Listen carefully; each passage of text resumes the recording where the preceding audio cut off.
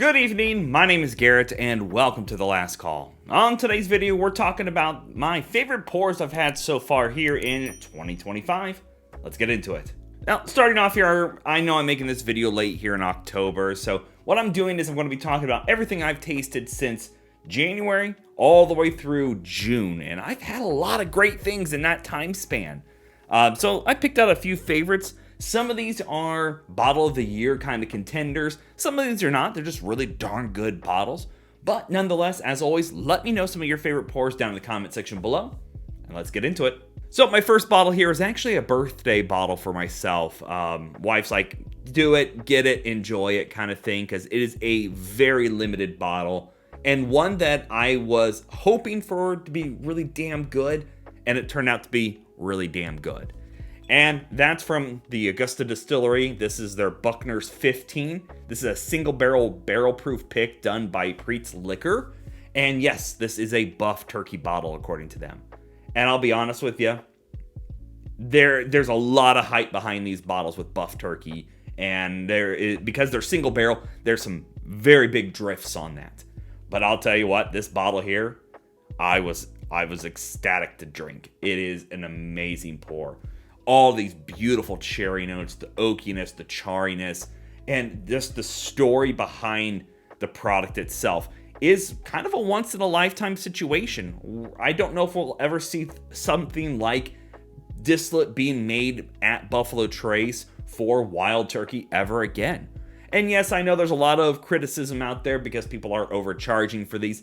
At the end of the day, it's still a 15-year-old bourbon that's single barrel proof. We don't see a bunch of that on the shelves, let alone being from a legacy distillery like one of those. And while I'm not saying they're for everybody and go out and shell out the $300 plus $400 for a bottle of these anymore, if you ever get the opportunity to try one, you need to.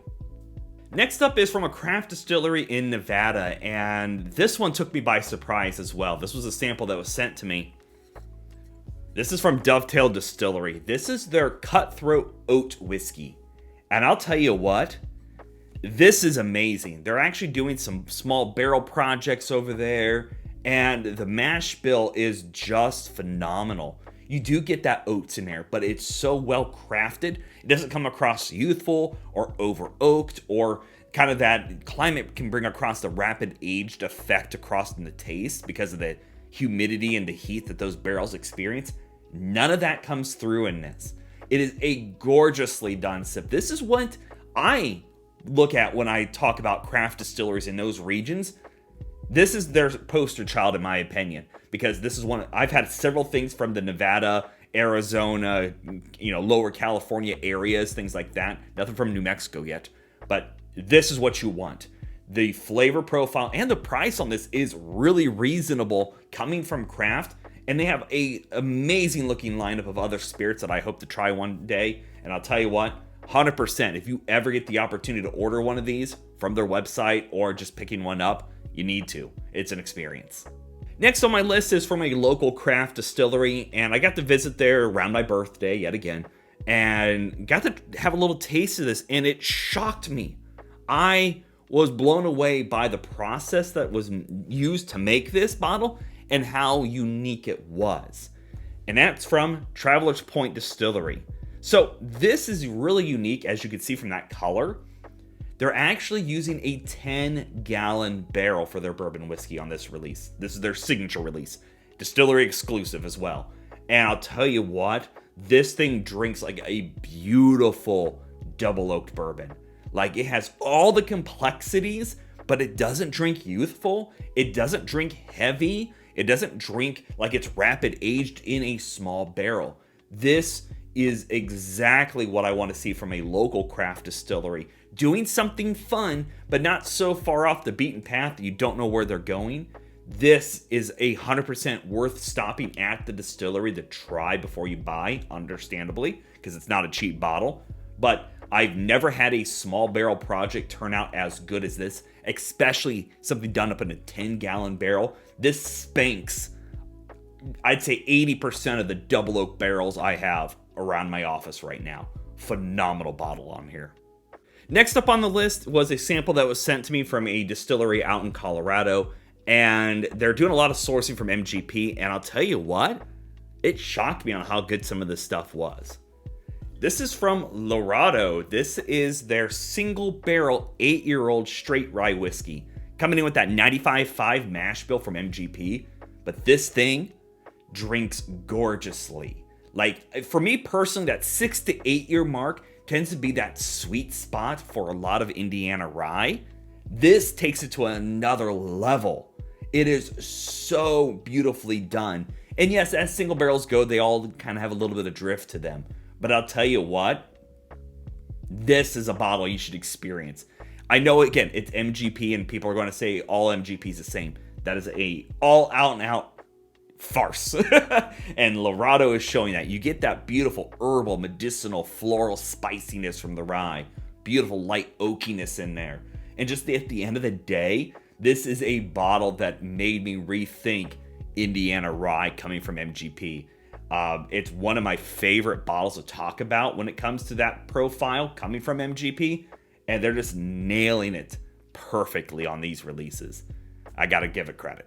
Next up is another craft distillery that I love talking about now that I've kind of jumped into the deep end with them. I've had a couple different bottlings from them, and so far everything has been A tier.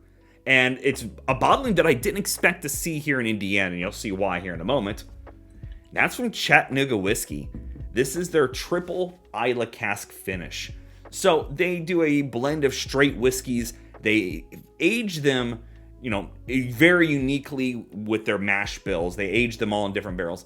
They age them all in different barrels using unique mash bills on each of those. And they go through a whole freaking process on this, which is a labor of love.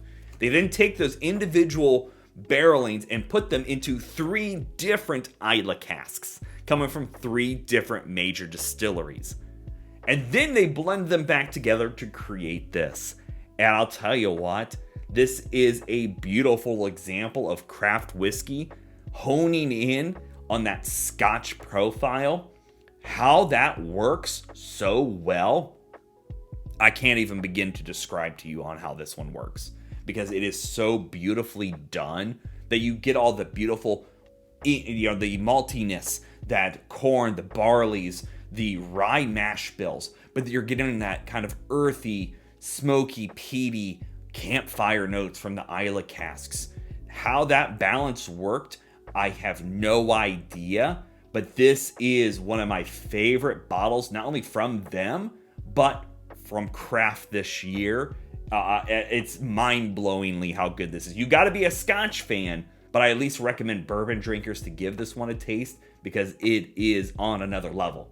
Highly recommend this if you still see it floating around. Next up is one I've talked about quite a bit. It's a local craft distillery for me. This is from the West Fork Whiskey Company. This is their single barrel double oaked, and it's about 6.5 years old. This one actually was picked by the r/bourbon community. Take came out. We all got to visit and talk and try some things. This is what you want. This is the holy grail for me in double oak bottles. I'm a big fan of West Fork, as you see already, but that bottle, I baby this thing because I don't ever want it to end. How they're able to get across a 6.5-year-old profile, made, distilled, bottled by them here in Indiana, and it is just the most gorgeously done, deep, dark oaks. Beautiful weeded spice in here as well. The corn profile comes through, and the proof drinks like a dream. This one's at 63, almost 63 and a half. Beans that they kept this one, both single barrel and cask strength, and it was only $65. Like, this was a steal of a bottle. I bought a backup of it because I'm afraid I will never get to try this thing again. And being that this was help picked by the bourbon community on Reddit, it just takes it to another level on being so unique and so fun. But I will say that if you have any of the other double oaks coming from West Fork, they are all great, but this one stands on its own. I'm really excited to see some more releases coming from West Fork on the double oak side of things. But until then, I'm going to baby this one for a while longer. Next up here is a bottle that I had early on in the year, and it was one that really took me by surprise. It was so full of flavor, and it didn't lose its identity along the way.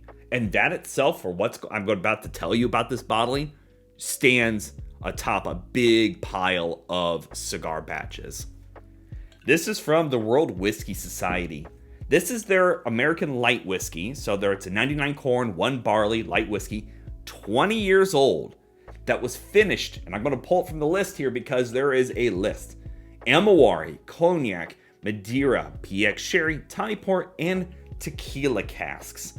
And I'll tell you what, this is what I've always wanted out of a cigar batch. I love cigar batches. I like sweeter products. But each of those casks are showcased beautifully in this. It's not just amalgamation of flavors. You can actually find the flavor profile for each of those. You get a little bit of the Amawari kind of funk on there. It's a rice spirit. You get that PX Sherry dark fruity oakiness. You get that bit of a Madeira cask wine funk, for the lack of better words. The tequila cask brings in a little bit of that agave earthiness to the mix. And the light whiskey itself, being so that it's kind of a blank slate with that 99 corn, just sucks up all those beautiful flavors and delivers it across the palate. And at 20 years old, this is a bottle that I love talking about, and in my opinion, what some other cigar batches strive to match because of the flavor profile they're able to bring across on this. And last but not least, this is from the Backbone Bourbon Company. This is their single barrel cask strength rye whiskey. This was actually a pick done by my buddy Rich in Greentown, Indiana. Last time I checked, he still has bottles of this. 20-year-old straight rye. Now, yes, before we get too deep into it, it is Canadian rye whiskey.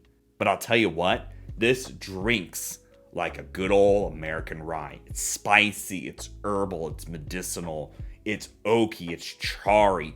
The depth of complexity at 20 years old is mind-blowingly great. And you won't find another straight rye whiskey for around $100 being both single barrel proof at that age statement that I can think of. These are bottles that are slept on. Even their non-store pick options that are done up usually around the 18-year mark are about the same.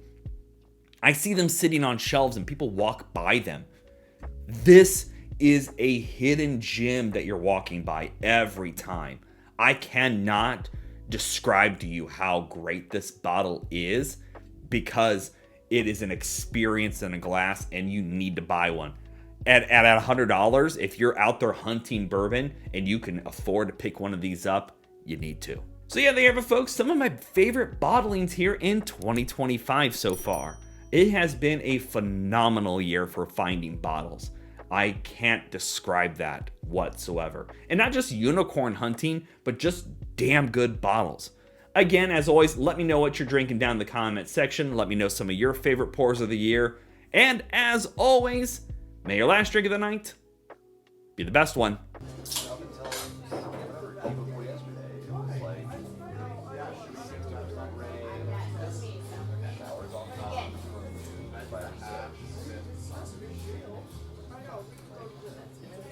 You know, and I really like it might